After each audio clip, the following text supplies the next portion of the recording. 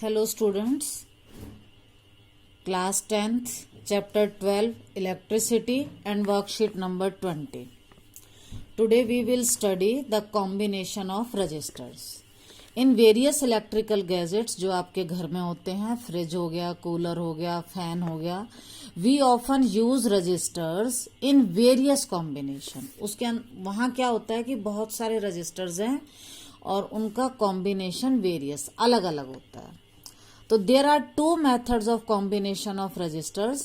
One is registers in series और we call them series combination. Registers in parallel और we may call them parallel combination. Now series combination. Suppose we have three different registers R1, R2 and R3. You may take 4, 5, 6 as many you want. If they are connected end to end means जो first का and है उसको second के first से, जो second का and है उसको थर्ड के फर्स्ट से. मतलब जो फर्स्ट का एंड था उसको हमने सेकंड के स्टार्टिंग से और सेकंड के एंड को थर्ड के फर्स्ट से कनेक्ट किया, तो इसे हम बोलते हैं एंड टू एंड. तो they are called in series combination. You may see here. While in parallel combination, what happens? Ends of one side, जो इस साइड के एंड हैं उनको एक पॉइंट पर ज्वाइन करते हैं और जो इस साइड के एंड हैं उनको एक पॉइंट पे. तो इसको हम बोलते हैं parallel combination. When ends of one side of all resistances are at one point और अदर साइड वाले अदर पॉइंट पर हो, तो ये है पैरेलल कॉम्बिनेशन.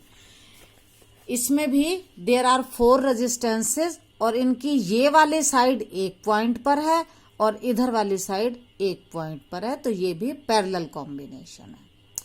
तो जब ये फेयरी लाइट्स जो हम फंक्शन में यूज करते हैं, लड़ी जिसको आप बोलते हो, तो वो भी सभी सीरीज कॉम्बिनेशन में होते हैं. एक के बाद एक एलईडी लगा हुआ होता है. देखो ये इससे अटैच है, ये इससे, तो एंड टू एंड है, ये सीरीज कॉम्बिनेशन है. और जो हमारे घर के सारे कंपोनेंट्स होते हैं वो पैरेलल कॉम्बिनेशन में होते हैं. जैसे ये फ्रिज है, ये एसी है, ये मान लो फैन है, ये मान लो ट्यूबलाइट है, तो वो होते हैं पैरेलल कॉम्बिनेशन में. नाउ ये जो अब हम टोटल रेजिस्टेंस अगर हम इसका निकालना चाहें, मतलब हम अलग अलग ना करके ये देखें कि इन सब का टोटल रेजिस्टेंस या इक्विवेलेंट रेजिस्टेंस कितना है, तो उसके लिए हमें एक फॉर्मूला डिराइव करना है. फॉर्मूला कैसे डिराइव करना है, उसके लिए आपकी एनसीईआरटी बुक में एक एक्टिविटी दी हुई है. उसमें क्या है, ये एक इलेक्ट्रिकल सर्किट है. सर्किट का मतलब बैटरी है, प्लग की है, अमीटर है. वोल्ट मीटर हमेशा पैरेलल में लगता है, तो ये इसके दोनों एंड्स के बीच में है. ये जो एक्स वाई है, ये यहाँ पर एक गैप था और उस गैप में मैंने ये तीनों रेजिस्टेंस को कंबाइन करके सीरीज में यहाँ लगा दिया. ठीक है, तो ये आपका सर्किट बन गया. ये अभी बाद में लगेंगे. सर्किट बनने के बाद मैंने क्या किया कि ये जो अमीटर है इसकी पोजीशन को चेंज करो. कभी यहाँ लगाओ, फिर आप यहां भी लगा सकते हो, यहां लगा सकते हो. मतलब डिफरेंट पोजीशन अमीटर की पूरे सर्किट में यूज करनी है. We conclude every time the current is same. कहीं भी आप अमीटर को लगा लो, करंट सेम होगा. तो इससे हमने क्या कंक्लूड किया, the current is same through out the circuit in series combination. जब भी सीरीज कॉम्बिनेशन होगा तो current will be same through out the circuit. पूरे सर्किट में सेम करंट होगा. लेट इट आई, मान लो ये आई है. अब हम इसी चीज को पैरेलल कॉम्बिनेशन में देखते हैं. पैरेलल कॉम्बिनेशन में भी हमने अमीटर लिया, वही सेम बात है. इस अमीटर को फिर हमने डिफरेंट पोजीशन पर लगाया. पहले R1 पे लगाया, फिर R2 पे लगाया, फिर R3 पे लगाया. We conclude that current is different across each resistor. R1 के अक्रॉस वैल्यू आती है मान लो I1, यहां लगाते हैं तो वैल्यू आती है I2, यहां लगाते हैं तो वैल्यू आती है I3। और जब हम इसको यहाँ अप्लाई करते हैं, लगाते हैं, तो जो टोटल करंट है वो इन तीनों के सम के बराबर होता है। यहाँ पर जो करंट की वैल्यू आती है वो इन तीनों को ऐड करने के इक्वल आती है। तो इट मीन्स करंट यहाँ पर जब हम पैरेलल कॉम्बिनेशन लेंगे तो करंट सेम नहीं है। करंट जो है, मान लो यहाँ से I करंट आ रहा है तो वो यहाँ से डिवाइड हो गया, इस पॉइंट पर आकर करंट डिवाइड हो जाता है।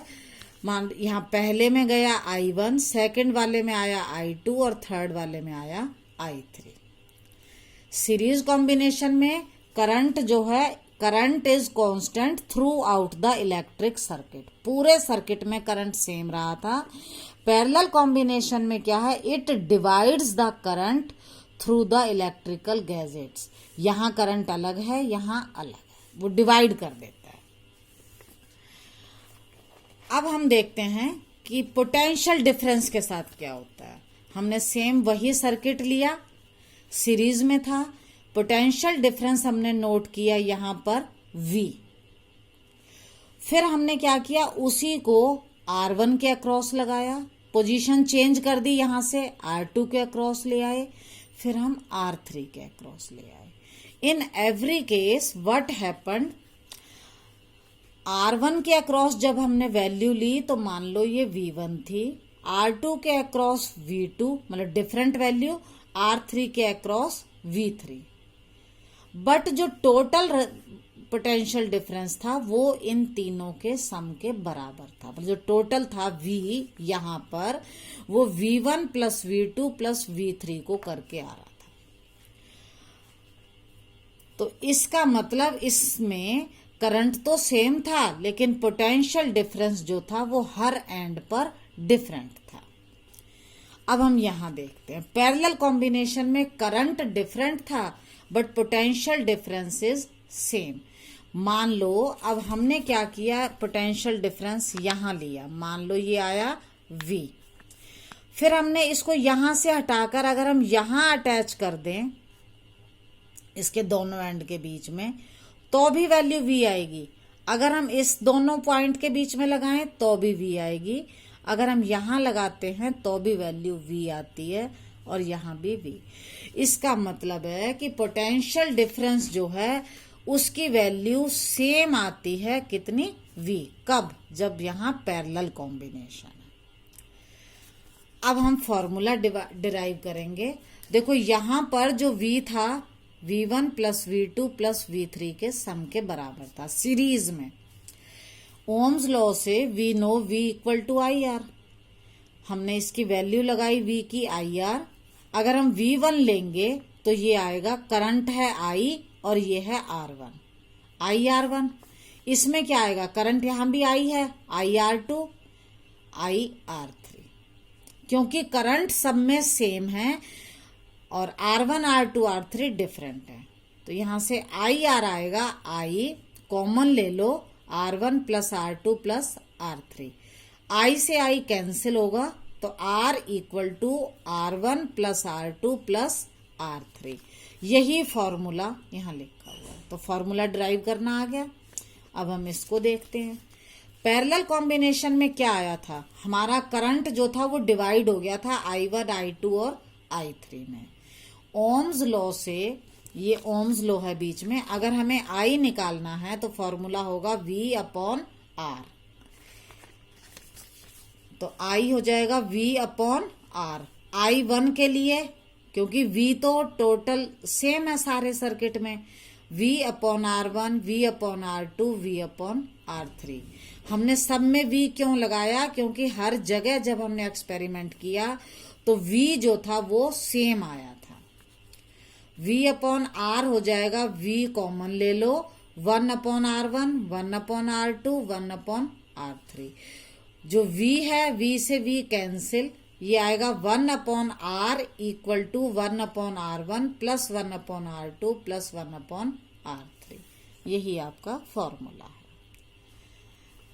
नेक्स्ट है, करंट की बात मैं बता चुकी हूं। It is impracticable to connect an electric bulb and electric heater in series.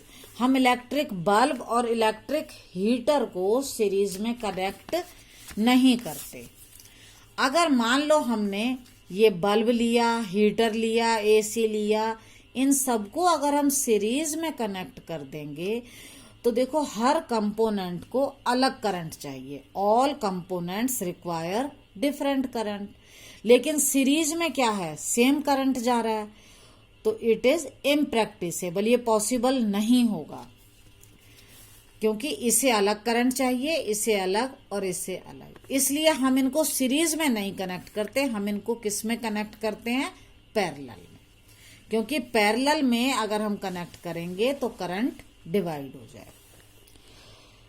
दूसरा जो है, अगर हम सीरीज में कनेक्ट करते हैं तो एक प्रॉब्लम तो ये थी कि डिफरेंट कंपोनेंट को डिफरेंट करंट चाहिए जो सीरीज में नहीं मिलता, इसलिए ये इम्प्रैक्टिसेबल है। दूसरा डिसएडवांटेज क्या है, व्हेन वन कंपोनेंट फेल, मान लो ये वाला बल्ब एलईडी खराब हो गया, द सर्किट इज ब्रोकन, तो सर्किट टूट जाएगा और सारा सिस्टम काम करना बंद कर देगा।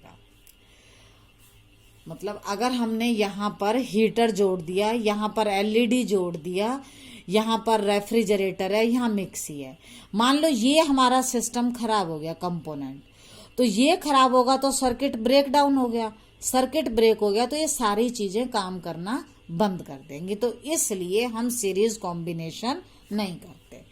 अब हम देखते हैं पैरेलल में, फिर हम इनको सीरीज में नहीं करते तो क्या करते हैं पैरेलल में। मान लो ये हमारा हीटर है, ये हमारा एलईडी है, ये हमारी मिक्सी है, ये हमारा फैन है, तो हमने इनको पैरेलल में कनेक्ट किया तो जिसको क्योंकि यहाँ करंट इस पॉइंट से आएगी और वो यहाँ डिवाइड हो जाएगी चारों में, तो जिस कंपोनेंट को जितना करंट चाहिए वो उतना मिल जाएगा।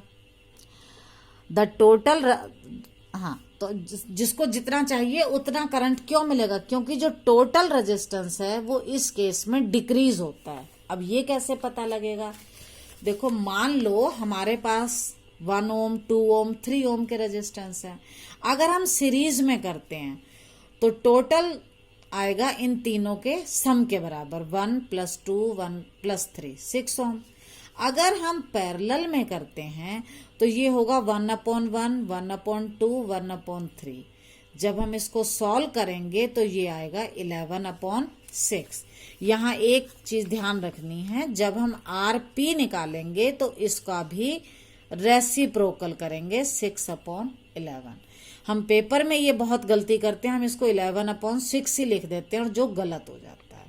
जब हम RP निकालेंगे तो ये 6/11 आएगा और सॉल्व करेंगे तो ये 0.55 ओम आएगा। तो यहाँ पर क्या है, जो टोटल रेजिस्टेंस आया था वो बहुत ज्यादा था इंडिविजुअल रेजिस्टेंस से। यहाँ पर क्या है, टोटल जो आया है वो इंडिविजुअल से 1 2 3 से लेस है, तो total resistance is decreased, which is helpful when each gadget has different resistance and requires different current. अब क्योंकि ये डिक्रीज हो गया तो हर एक को जितना करंट चाहिए वो उतना मिल जाएगा। Therefore, all these are connected in parallel. Numerical problem will be discussed in next video.